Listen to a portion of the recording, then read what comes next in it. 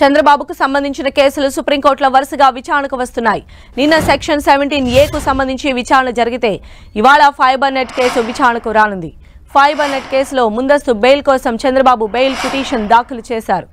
అయితే AP high court దాన్ని నిరాకరించింది. దీంతో ఏపీ హైకోర్టు తీర్పును సుప్రీంకోర్టులో చంద్రబాబు సవాల్ చేశారు.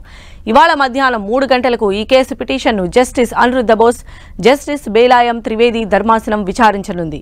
ఈ కేసుకు సంబంధించి గతంలో అనేకసార్లు సుప్రీంకోర్టులో విచారణకు వచ్చినప్పటికీ స్కిల్ డెవలప్మెంట్ కేసులో సెక్షన్ 17A సంబంధించిన తీర్పు పెండింగ్లో ఉండడంతో ఫైబర్ నెట్ కేసు విచారణ వాయిదా పడుతూ వచ్చింది.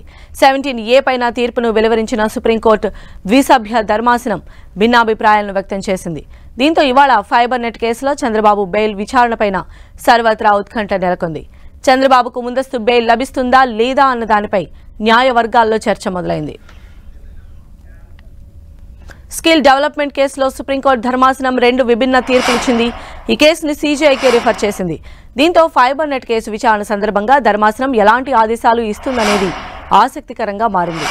ఫైబర్ నెట్లో 115 కోట్లు దారి మళ్లించారని, తన అనుకూల వర్గానికి కాంట్రాక్ట్ ఇచ్చారని చంద్రబాబు ఆరోపణలు ఎదుర్కొంటున్నారు. 2019లోనే ఏపీ CID 19 మంది పైన కేసు నమోదు చేసింది. ఈ కేసులో A1గా వేమూరి హరిప్రసాద్, A2 మాజీ MD సాంబశివరావు ఉన్నారు. అయితే వేమూరి హరిప్రసాద్ చంద్రబాబుకు అత్యంత సన్నిహితుడని CID తెలిపింది. దీంతో ఫైబర్ నెట్ స్కామ్లో చంద్రబాబు పాత్ర ఉన్నట్లు CID అనుమానిస్తోంది. ఫైబర్ నెట్ కాంట్రాక్ట్ను టెరాసాఫ్ట్ అనే సంస్థకు అక్రమ మార్గంలో టెండర్లు కట్టబెట్టారని CID ఆరోపిస్తోంది. ఈ వ్యవహారంలో వేమూరి హరిప్రసాద్ కీలకంగా వ్యవహరించారని, బ్లాక్ లిస్టులో ఉన్న టెరాసాఫ్ట్కు టెండర్ దక్కేలా చేశారని CID అభియోగించింది.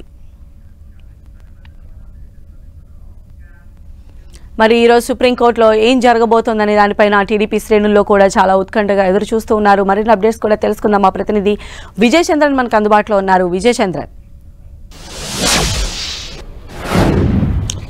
సంధ్య, చంద్రబాబు నాయుడు మీద ఏదైతే కనుక ఫైబర్ నెట్ స్కామ్కు సంబంధించినటువంటి ఆరోపణలు ఉన్నాయో దాని మీద CID నమోదు చేసినటువంటి కేసు మీద సుప్రీంకోర్టులో ఈరోజు మధ్యాహ్నం 3 గంటలకు దానికి సంబంధించినటువంటి ముందస్తు బెయిల్ పిటిషన్ మీద విచారణ జరగనుంది.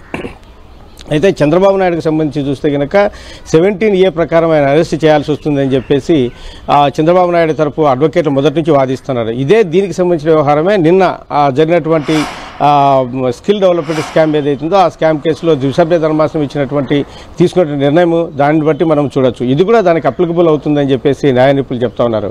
ఈ నేపథ్యంలో చంద్రబాబు నాయుడుకు సంబంధించి ఏపీ హైకోర్టు ఏదైతే కనుక ఆయన ముందస్తు బెయిల్ పిటిషన్ తిరస్కరించిందో సుప్రీంకోర్టులో నిన్న ఈ ఇద్దరు జడ్జెస్ ఎవరైతే ఉన్నారో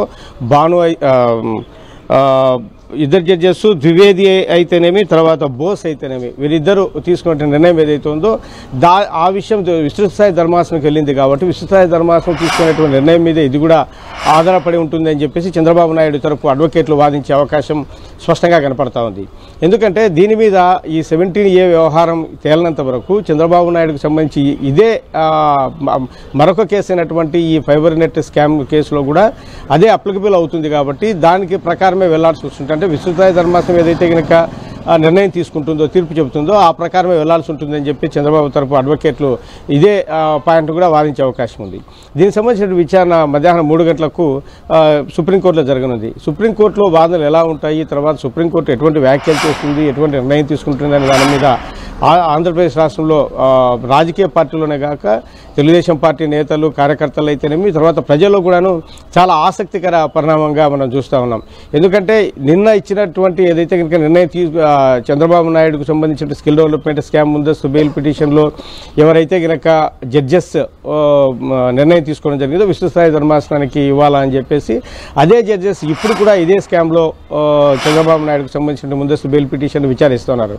సేమ్ బెంచ్, సేమ్ అడ్వకేట్స్ కాబట్టి, సేమ్ జడ్జెస్ కాబట్టి దీని మీద వాళ్ళ అభిప్రాయం ఏ విధంగా ఉంటుంది అనేది కూడా చర్చనీయాంశంగా మారినటువంటి పరిస్థితి. కాబట్టి ఏదైతే కనుక గతంలో వాళ్ళు ఇచ్చినటువంటి భిన్న అభిప్రాయాలు ఏవైతే ఉన్నాయో ఆ అభిప్రాయాలకు సంబంధించినటువంటి దర్పణం కూడా ఇదే కేసులో పడుతుందన్నటువంటి అభిప్రాయాన్ని కూడా రాజకీయ విశ్లేషకులు, న్యాయ కోవిదులు కూడా అభిప్రాయం వ్యక్తం చేస్తున్నారు. కాబట్టి దీనికి సంబంధించినటువంటి వ్యవహారం చూస్తే కనుక ఇది కూడా ప్రొలాంగ్ అయ్యే అవకాశాలు అయితే కనుక స్పష్టంగా కనపడుతూ ఉన్నాయి న్యాయ కోవిదులు, రాజకీయ విశ్లేషకులు చెప్పినటువంటి అభిప్రాయం మేరకు. అయితే విజయ్ చంద్ర మనం ఇప్పుడే చూసాం, అంటే చంద్రబాబు గత 3 కేసెస్కి సంబంధించి ఆయన ఆల్రెడీ బెయిల్ పైన బయట ఉన్నారు. అయితే స్కిల్ స్కామ్కి సంబంధించి నిన్న 2 ద్విసభ్య సభ్యుల మధ్య కూడా డిఫరెంట్ ఒపీనియన్స్ వచ్చాయి. అయితే అది కూడా ఇదే కేసుకి సంబంధించి వర్తిస్తుంది అన్నట్టుగానే తీర్పు వచ్చే అవకాశాలు ఎంతవరకు ఉండొచ్చు, లేదా అది వేరే కేసు ఇది వేరే కేసుగా పరిగణించే ఛాన్సెస్ ఉంటాయా? కేసు వేరే అయినప్పటికీ కూడాను దీంట్లో ముద్దాయి చంద్రబాబు నాయుడు, 2 కేసులలో ముద్దాయి చంద్రబాబు నాయుడు.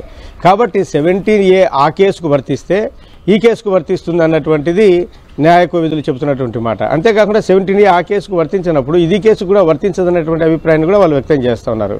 కాబట్టి 17A చంద్రబాబు నాయుడుకు వర్తిస్తుందా లేదా అన్నది మటుకు చాలా ముఖ్యమైనటువంటి అంశం. ఇది ఒక్క చంద్రబాబు నాయుడు అంశమే కాకుండా దేశవ్యాప్తంగా ఏ ముఖ్యమంత్రి అయినా కూడా తర్వాత గతంలో జరిగినటువంటి స్కాములు వాళ్ళ ముఖ్యమంత్రిగా ఉన్నటువంటి స్కాముల వ్యవహారంలో జరిగినటువంటి ఏవైనా స్కాములు లేకుంటే ఆరోపణల వ్యవహారంలో అయినా కూడా ఇదే జడ్జిమెంట్ ఉపయోగపడుతుంది. కాబట్టి ఇదే జడ్జిమెంట్ ఒక స్కేల్ అవుతుంది. కాబట్టి దాని మీద చాలా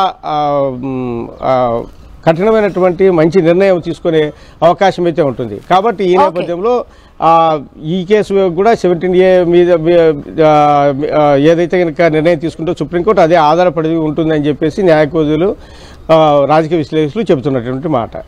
రైట్ విజయ్ చంద్ర.